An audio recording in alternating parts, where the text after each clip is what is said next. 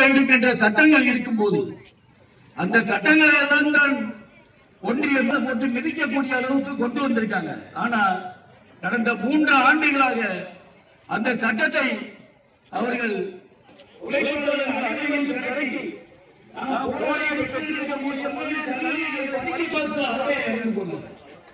அந்த வீட்டு பக்கம் தனக்கு அதிகாரங்கள் இருக்கும்போது அதை நிர்ணயம் பண்ணாமல்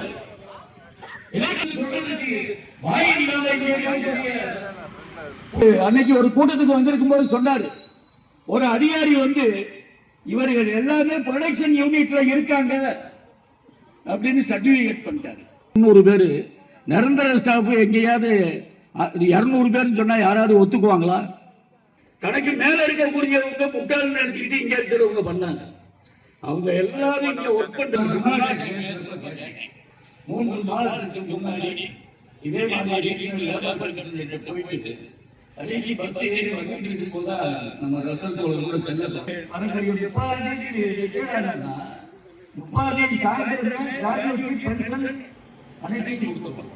பென்ஷன் மட்டும் ஒரு 45 நாளைக்குள்ள சொல்லுவாங்க. ஆனா 15 நாள் 14 நாள் அப்படி ஸ்தம்பிச்சிருச்சுன்னா இந்திரா காந்தி திரும்ப ஆட்சிக்கே வர முடியல.